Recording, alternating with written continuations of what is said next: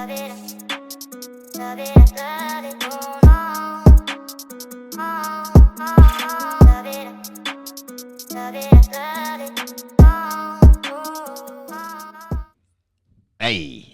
how you doing? I'm here today with my pal Matt Legg, legend. I can't really say any more about you, mate. We go back a few years. Let's just go from the bottom. Where did it all begin? I was born in a little hamlet, little village in Northampton called Draughton. You're from Northampton? Yeah, you know Draughton? Yeah, I'm from round that way. Madewell. Yeah. So it was a tiny little, like 40 houses, a church and countryside. So I was always in love with the countryside, and it was nice and quiet. And then we moved to Bedford when I was 6. And in Bedford, we lived in a pub. We moved into pubs at that age. And I used to get picked on a bit in Bedford at school by a local little gang. So I was getting picked on from quite a young age. So we moved away probably about 2 years later to Milton Keynes. And then not because of that, but it was just I don't think I even told my mum and dad. But I was getting picked on and stuff like that. And we moved to Milton Keynes when I was 8, and I lived there ever since. So in Milton Keynes, I was always a good student, well behaved at school, did all my work and stuff like that. But I was always interested in, because I'd always get little gangs having a go at me because I was big for my age. So I was always interested in fighters and who was the strongest in the school and the toughest in the school years above me. So I always wanted to be able to look after myself, not to have a go at people, to protect myself from these people. So I sort of started having street fights and stuff when I was about 12, 13. People would have a go at me and we'd have arranged fights and stuff like that. Do you remember your first fight? I remember the first one that was arranged with a I talked to the fellow now, Oscar Whiteman. I was about 12, and we had an argument about something, and he said, meet me after school, and about 100 people turned up. There was loads of people. And I thought, this is all right. Did you sell tickets? I should have done, yeah. We had a little scrap, and I think he turned up with these, he had these these things that he clipped onto his rings. So he hit me with them a few times, the things you put on a hose pipe or something. Oh, yeah, Jubilee. And he hit me with them. So we had a little fight. I beat him in the fight anyway, but I was only 13. And then by the age of 15, I was getting in trouble for fighting. I had a fight with 3 blokes who pushed me off my bike.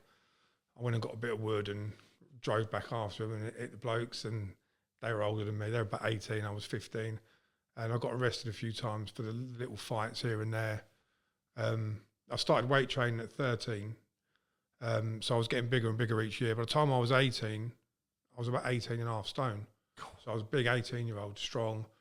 I can't remember the weight. So I was doing stuff like 160-pound bench press at 18 and stuff like that. Wow. I was strong. And then that's when the real sort of trouble started. I got in with a local firm who was doing a lot of work, dodgy illegal work and stuff like that. So I got in with them as a bit of muscle, because they saw the potential in me because I was big and strong and I was game. So I got in with them.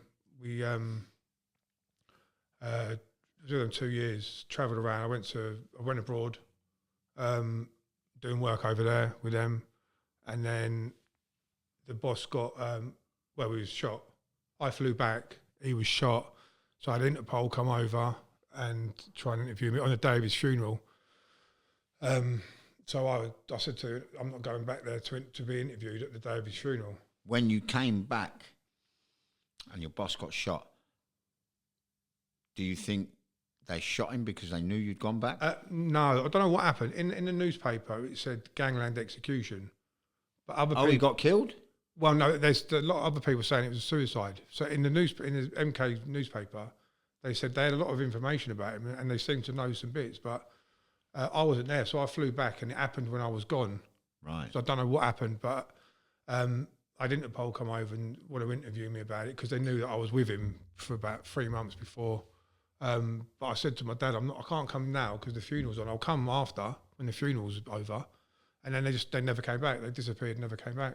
Right. So I knew that I had to sort of keep an eye out, and I was still doing little bits and bobs then. Then I went to prison when I was 18 for, I had 3 big fights in the space of about probably about 2 months. I was in a nightclub and the doorman was throwing my mate down the stairs. So I went over to the doorman and tried to stop him, kicked off with the doorman. Police came in and threw me out. So I waited outside the club till it was closing. Obviously, I had the ump. As all the people were coming out, I've gone back in the club by myself. This is in front of about 50 people. Just walked up to the doorman and hit the first doorman, knocked his Marla out and had a fight with the others. Police are coming. I had a fight with them as well. Got put in the van, spent the night in the police station, got out the following day and then went down the pub straight away, got into another fight with a load of blokes that started on my mate. 9 blokes it was against me and my mate. And we got in trouble there as well. Then ended up going to Woodhill about a month later. That's the prison in Woodhill? That's the prison, yeah, Woodhill, yeah.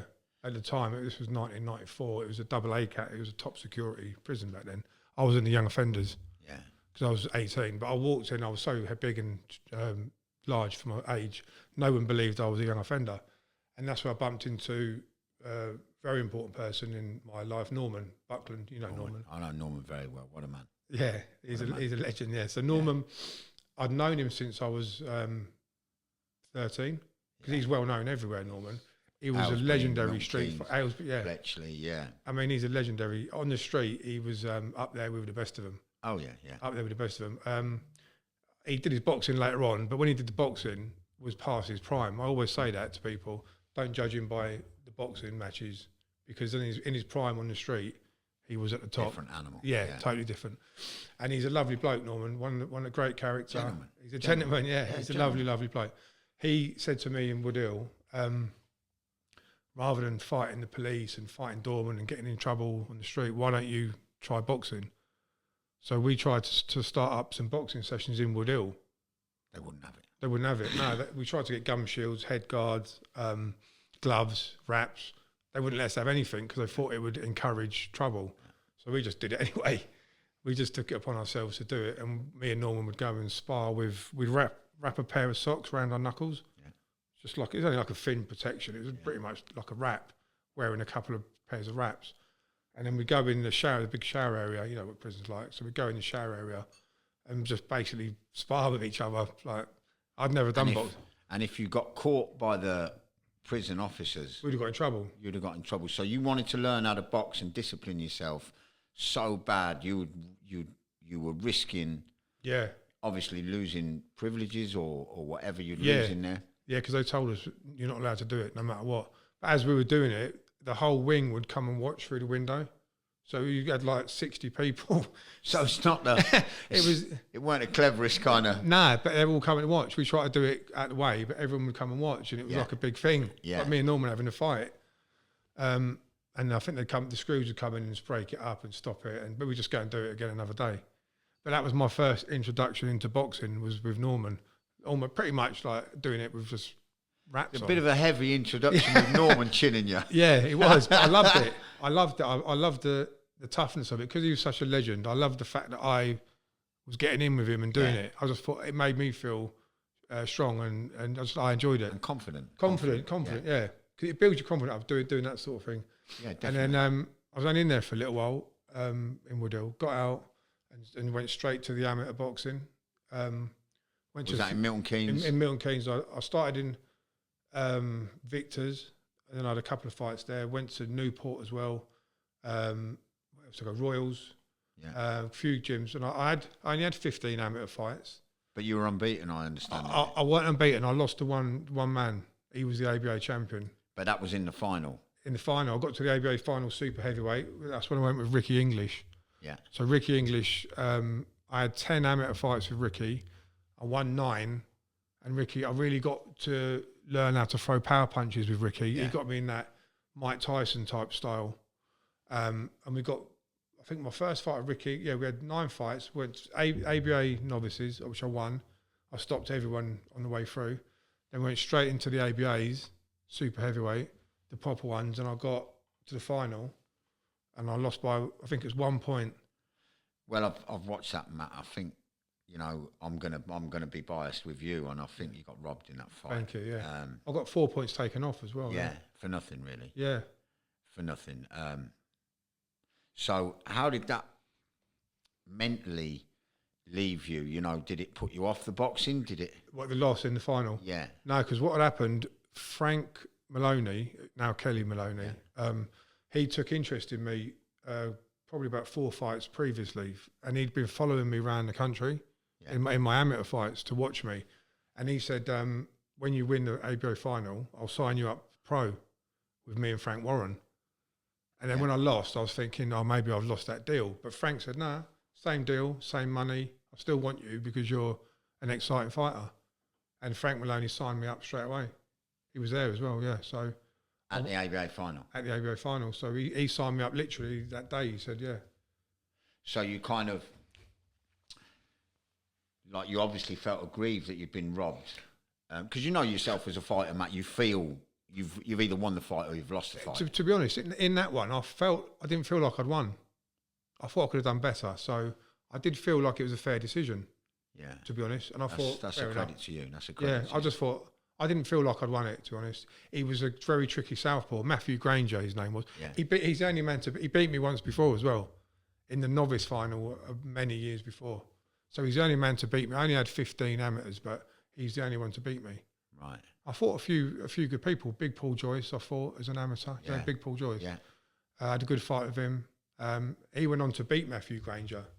So Paul was a good fighter. Paddy Nevin and, a few others. Good lad, Paddy Nevin. Paddy Nevin, yeah. Yeah, good boy. Yeah. So you've got the ABA final out the way. You've got signed by Maloney and your pro career's just lifting off. Yeah. So let's go. Yeah, so we started off, I fought Mal Rice on first pro fight. He was never forget your first pro. No. You never forget. No. He was number 20 in the country. So I jumped straight into number 20. He just fought Mark Potter as well. Yeah, and Mark Potter, good fighter. Yeah, he fought Mark Potter. So I thought, and he was tough. He was a tough Welshman, Mal.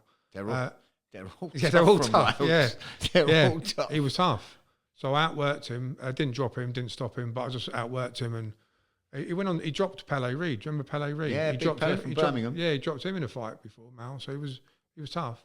So I had Mal Rice. Then I fought Tony Booth, he'd had 130 fights. Yeah, journeyman Tony. Yeah, Tony. When I fought him, he had about 130. From Hull, or Hull, yeah. Yeah, that's right. Tony, fought Tony. That was a good fight. I dropped him in the first, but he can survive. He knows that. Yeah, survive. Yeah.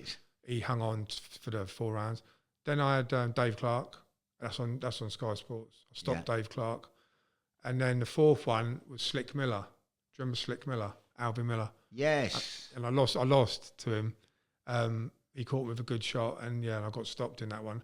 But I didn't train with Ricky English for that. I trained myself. Yeah. Didn't do any sparring, so it's my fault. I learnt a good lesson from that loss. You've always got to be the trainer. Yeah. You can't train yourself in your garage and do 1 round of sparring. No.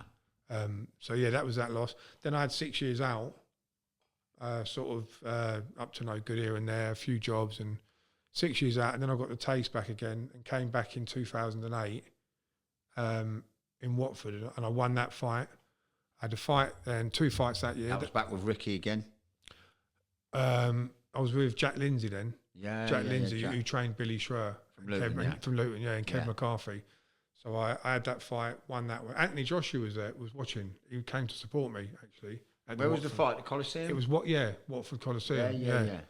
Anthony told me years and years later that he was there supporting me. He was as a kid, because he knew me from Watford. I didn't know that. Well, he used to come to a few of Ricky's shows, didn't he? Yeah, because he was good friends with Ricky's son. Yeah. Yeah. So then I had that fight. Yeah. Then I gave up again for another load of years. Then I came back with you, didn't I? Yeah, came back with you. We had a few good times, didn't we? Yeah, came back with you in 2013. That was? Yeah, no, 212. 212. And you trained me for the James Toney and the Joshua fights. We were training together. And the 2 wins I got in between. That's right. In Milton Keynes. I had 2 wins in between. Yeah. I fought the unbeaten fella, Radek Linka. That's right, yeah, the Hungarian. Yeah. He was unbeaten, all knockouts. And we beat him, boxed didn't his head off. Yeah. I had my first fight in 6 years, yeah. Yeah, you boxed his head off that night. You've done brilliant. Yeah, same night Hughie Fury fought. That's right. And Tyson that came down, didn't they? Tyson was down with us, yeah, that was a good night. Yeah. Yeah, and then you went on to another Hungarian or another one I stopped in the first or the second. That's right. And then after that, I got the James Toney fight. Yeah. In the prize fight, and that was an experience. Yeah, it was a bit of a robbery, though, a bit of a... Do you think? Well, what went on in the background, with... You shouldn't have had that fight, the first fight, all that bullshit about names out of the hat and that. Yeah. That didn't happen. Yeah. You were just threw straight in the deep end, I think. I think Eddie wanted Tony to make good of that competition. Yeah, because they thought I would be the easiest one out of a lot. You were the easiest option. Listen, Matt, that should never have got stopped. No, we I was both know that should never have got stopped. We were 2 rounds in front. Yeah. Because you beat Tony for the first 2 rounds. Without a shadow of a doubt. Close. I think I won the second. No. Yeah. Without a shadow of a doubt, Matt. I'm gonna stay biased on this. You won them first 2 rounds, and they panicked. They knew that had to get stopped. Yeah. All you had to do, remember, was just run for the last last round. Yeah. The 2 rounds were in the bag. They knew that had to get stopped, and that should never have been stopped. Because the interesting thing about that one was, I was happy to get drawn James Toney, obviously, because he's such a legend. Yeah. So when I did get drawn him in the first round, I was over the moon to get to share a ring with him. And then during the build-up, because we stayed in a hotel with all the American, it was America versus USA. That's right, yeah. Prize fighter. So you had 4 Americans come over and you had 4 from Britain. And we all stayed in the hotel together. And James Toney was the only one who stayed in his room. Yeah. He was it was hard work during the photo shoots we had to do. He was having to go at Sky Sports. But after the fight, he was lovely. He was a different person. Totally different. He was really, really nice. But the Americans, we had dinner with the Americans. We all sat together. And they gave me advice because Jason Gavin sparred with James Toney many, many years. And he said to me, Matt, to beat James, you'll never, ever knock him out. Do not try to knock him out. One of the best defences. One of the best, and one of the best chins as well. Yeah. He's never been stopped in 90 fights, so don't try and knock him out. So he said, just touch him and move. He goes, because he can't move that well. Move around him. And you did. That's what I tried to do. For the first 2 rounds. Which was against my normal style. And we trained for that, Matt. The lateral movement. The lateral movement, yeah. Yeah, we trained for that. Which was against my normal come forward attack style. Yeah. But it was working. It seemed to be working. Yeah. And I felt like this is going all right. I took a few shots and felt the power. And I didn't think the power was all that. No. But then I think the last round I went out through a right hand, which I was trying not to do. And you just caught a right hand over the top. Right on the chin, which was a good shot. It was a lovely, beautiful shot. And then, the ref did stop it early. I could have carried on. I wasn't hurt. You was not hurt. I was in that neutral corner. You were not hurt. Yeah. I've seen. But look, what? For me, it always seemed to me that you would want to rise to that occasion with the better quality opponent. You never wanted an easy. Yeah. I remember you saying about the Hungarian kid when we started together. I want someone better. Yeah. And I said to you, just take one step at a time and let's just get you back in quietly. Do you know what I mean? Do you remember that? Yeah, you did say that. So you've always wanted to get out your comfort zone and fight the best. Yeah, the tougher ones, yeah. And a credit, Matt. It's a credit as a fighter because a lot of these kids now, they don't want the hard route. They want the easy route. They avoid the tougher ones. Yeah. I've always wanted to fight the best ones. And even in sparring, I'd always want to spar with whoever was the best.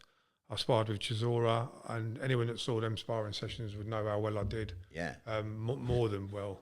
I've got to laugh. I'm just thinking about the spar. We sparred together, yeah.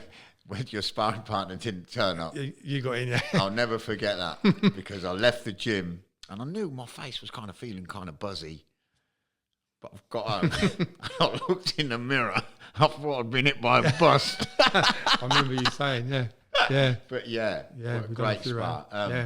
But from the James Toney fight, you had another one.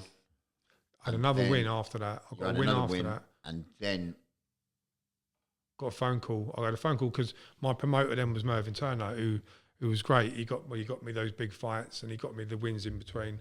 But he called me up and said, I was on a building site in Milton Keynes, lifting plaster. I think I was doing lifting plasterboard upstairs. 100 sheets of plasterboard up 40 flights of stairs all day long. So it's 4 tons. I was lifting 4 tons up and down the stairs each day, which got me fit as well. So I was in good shape. Yeah. And Mervyn called and said, would you like to fight Anthony Joshua at Wembley Stadium in about 5 or 6 weeks. And I went, definitely, 100%. Without even a blink? I 100%, yeah. Yeah. To be honest, I would have done it for free. Yeah. I would have. Knowing you would, mate. Yeah. Knowing you It was would. on the Carl Froch George Groves rematch Yeah. undercard. And it was meant to be the biggest night. And it was actually one of the biggest nights. British boxing. Yeah, 90,000 people. So you can't turn that sort of thing down, can you? No. So I was like, I just said, yeah. 100%. Well, you wouldn't. No, I knew it was going to be tough. I know how good AJ is, obviously, and he knocked everyone out in the first couple of rounds. And in fact, that's the only fight I've ever gone into thinking this could be where I get hurt. But I still thought I was going to win because we had a game plan just to go. This is what was to go for 2 rounds all out. Well, I remember speaking to you before the fight, and I said, you know what. I wasn't around then. I was, but I remember speaking to you and I said to you, what's your game plan? And you said, I am going at him. Yeah. I mean, they said to me, 2 rounds, full out attack, which is what I like doing anyway. Yeah. And then he'd never been into the 3rd round, I think, at that point, had he? No, he'd never been into the 3rd round. That's right. He hadn't been to the 3rd. No. And I thought if I come in and my aggressive style, low, roll underneath the shots and just attack, might catch. I did catch him. I caught him with a couple. Yeah. But he's just too good. And he caught me with a few uppercuts at the beginning. A lot of people think that the uppercut that you see on the thing is the one that got me. It wasn't. He got me with a few uppercuts before, but the one that finally finished it, he broke my eye socket. That's right, I remember. And even when he hits you through the gloves, even if you block, you can feel it through the gloves. He's got next level power. So, yeah, it was an amazing experience to do that. And, yeah, always grateful for that. Wow.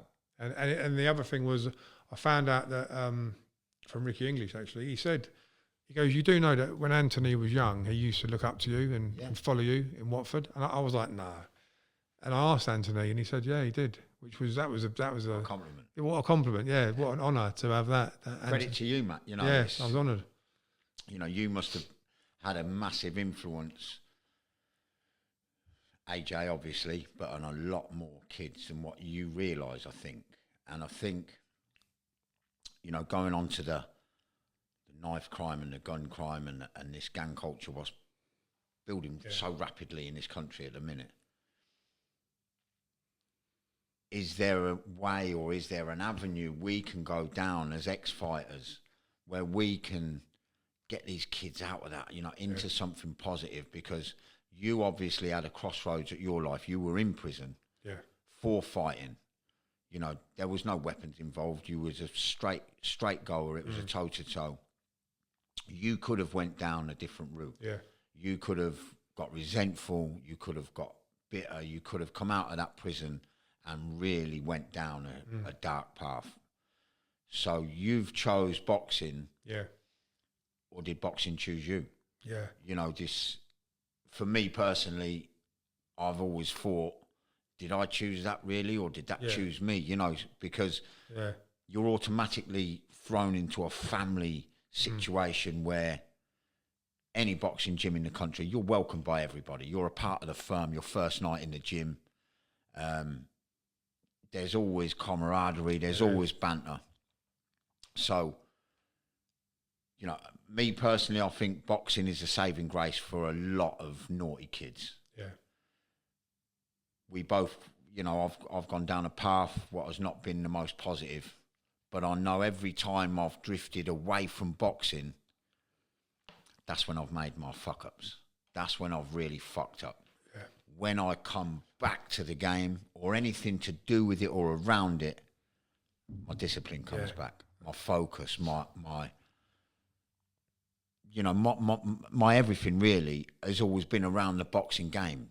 So I know the benefit it could give if only we could get, you know, kids away from the knife crime, because it's just killing the streets at the minute. You know, we need, and I think the government needs to step up a little bit more and put these community centres back in. Yeah. You know, because they're taking all of this from the kids. There's nothing for them to do. There's nothing for them to do now. Nothing. But I agree with you totally. Boxing, when you're into it, when you're training, we've both done it. If I'm not doing it, I get involved in stuff as well, and the negative stuff. Yeah. But with your boxing, you're training, you feel good with your endorphins release, you're fit, you're strong, you're healthy, you're eating well, you're not drinking, which is another big thing, is all the drink and stuff like that. You're keeping yourself nice and healthy. Yeah. And it is, yeah. I mean, my son lost two of his two best mates, as I was saying earlier. Yeah. They were killed at a party, and he was lucky not to have been there. He went somewhere else. In that situation, it's tragic. Two people died, and then the parents of the other kids who did it, they've lost their kids now for the rest of their lives in prison. So everyone's lost out. Everyone's lost, and everyone's lives are ruined. Yeah. And it's just getting really bad. These young kids, you know, can they see? You know, they hear things, but can they see what is going to? You know, I don't think there's enough focus on the negative devastation what's caused from the knife crime, the gun crime. You know, the gang culture is always going to develop. But if we could get a gang what cultures itself around a boxing gym, their behaviour would be totally different. Yeah. So, you know, the gang culture kind of side of things, okay, let's have gangs. Let's say we can't get rid of gangs. But let's make that gang's interest a different interest rather than gun and knife crime, because it just devastates. Yeah. It causes massive tidal waves of just negative devastation. You know, ruining the communities. It's just killing it. Milton Keynes isn't the same as when I was growing up. Neither is Northampton. No, it's not. Totally different. I think everywhere, Matt, everywhere in the UK, everywhere it's getting. Yeah. It's not just the UK; it's everywhere. Yeah. I think, you know, with they need role models. They need better role models than looking up to the. They're looking up to the gangs, the gang culture. They need other role models. I always looked up to actual fighters, one on one, have a fight. I looked up to them people, like the Normans and the Lenny McLeans. They would fight a gang of people themselves. Yeah. If they had a fight, they would rather be on their own fighting a gang than the other way around. That's right. Because where's the pride and how can you be proud that you've ganged up on one person? That's right. There's no 5 or 6 people ganging up on one. Surely, to me, I'd be embarrassed. Yeah. There's no pride in that. There's no self-satisfaction. So I always looked up to the people that have a fight on their own, one-on-one. Proper fighters. Not ganging up on people, picking on people. And like the Normans and Lennys and Roys. And proper fighters, proper fighting men. Yeah. Morals, dignity. And it's a dying breed, I think. Oh, definitely really a dying breed. Definitely a dying breed. But, you know, like, where does the government go? You know, they've got to get more community centres. They've got to get more interests and options, avenues for these young kids, because they're just stuck out on these street corners and they're just hustling and they don't know no other way, because there's no other options for them. There's no choice. Do you know what I mean? So they've got to want to do it though as well. That's the other thing. They've definitely got to want to do it. But then they need encouragement. And they need, I think the parenting as well has got a lot to do with it. You know, because of the early years, these kids, they're just getting away with things I could never get away with when I was a kid, Matt. Well, there's not as much discipline, is there now? I don't think there's any at all. It's a lot easier. You can't sort of tell your kids off now, and you even shout at your kids complaining. So there's kids can phone the police on you. Yeah. I used to get sent down the bottom of my garden to pick my own stick. Do you know what I mean? Yeah. We couldn't find the police on our mum. Yeah. We'd get beat. You get smacked. You get smacked. Yeah. That's how my dad and my mum distilled in me manners, respect, politeness, and if I wasn't, I'd get a clip round the ear or something from my dad. Yeah. If I never said my please and thank yous, I was rude to adults and stuff like that. And I'm glad they did, because they instilled manners and the right morals and stuff like that. Yeah. You see a lot of the kids coming through, they're not lacking anything. They've just got no knowledge.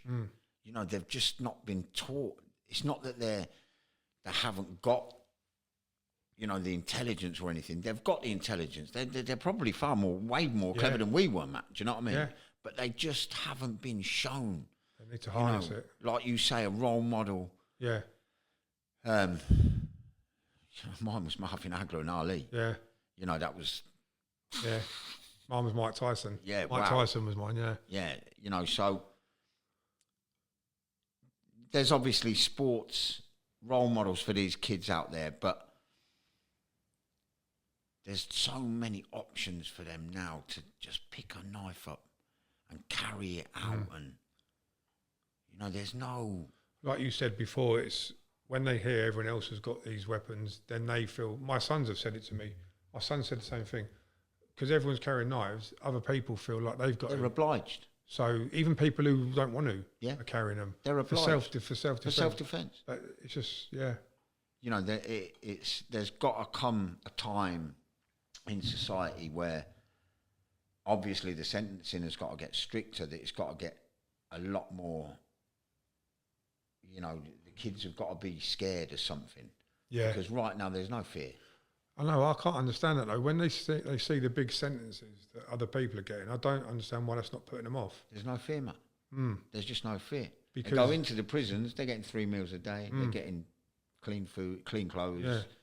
You know, there's no fear, there's no... Because you'd think the big 25, 30-year sentences would deter the next lot, but it's like a badge of honour to these kids now. They can't see when they go to prison, their mum is in bits, their dad's in bits, their brothers and sisters' lives are in disarray. Yeah. No one sees the knock-on effect, the domino effect of, okay, that's a 25-year sentence. Not just for you. Yeah. It's your whole family. And the people you've hurt or killed, it's his whole family. Their lives are over. And they've got a life sentence. You've only got 25 years. You could be out when you're 50. You could be out when you're younger than that. These young kids are getting sent away now at 16, 17. Yeah. They could be out before they're 50 and live some kind of a life. That the family of the victim, that's a life. Yeah. You know, you've lost a brother, a sister, a mother, a son, or father. It just... You know, there's no avenue, what I can see around this, you know, any positivity out of it. But you see, on the one side of the coin, Matt, I feel kind of like gutted for them because they've got no choice. They're shutting down boxing gyms. How many, through this pandemic, how many amateur boxing clubs do you know of what have had to shut? Yeah, because they've got no government funding. Loads. I mean, my son's just got back into it, which I'm happy for. Matty Jr.'s back boxing. Brilliant. He started again. I think my middle son might be getting back in, Max. So they're back into it at Kev McCarthy's gym. So I'm happy about that. Yeah, I bet it's took a great weight off your shoulders. Yeah. Yeah. You know, and you know... Because he's 20, he's at that age now where I think he's growing out of that age and he's maturing now. So yeah. And you know if they've got a choice of positivity or negativity, they're always going to go with the positive. Yeah. They're always... It's kids' nature. Yeah. You know, that once the choice is there and they've got an opportunity to choose... It's not a lot of kids what will choose the negative. No. They're going to go, oh, well, look, I've got the opportunity to go to a gym. Yeah. I'm going to go. Yeah. You know, so... It's just trying to get it out there to everyone. How would you do it? Yeah. Yeah, definitely. Because, look, listen, Floyd Mayweather had to walk into a gym first time, sometime. He didn't turn out a bad kid. Do you know what I mean? We all had to walk in the first time, Matt, and I think a lot of it is having the opportunity and choice. They've got nothing now. You know, they've got no choice. So there's got to be some form of... It's got to be in schools, isn't it? Schools. Definitely schools. Put back on the curriculum. Back in the day, they used to have boxing in the schools, didn't they? Yeah. It took off in the 50s. Yeah. So it's got it... And some schools still ran it till later. So it's got to be put back on the curriculum. I believe it's the best discipline for respect, self-confidence... And look, there's so many other benefits, the weight loss, you know, the strength building, everything. Well, then you're confident that you can defend yourself with your hands, aren't you? Yeah. So. And it takes that, I need a knife, away from you. You know, you don't need a knife. When you're good with your hands, you don't need to be carrying around any shit like that. Yeah. But schools, is the key. Yeah. But yeah, look, listen, we could go on forever about what the government need to do and what they don't need to do. You're back into the boxing again now yourself. You're helping out with a few. Yeah, I'm just starting up again next week.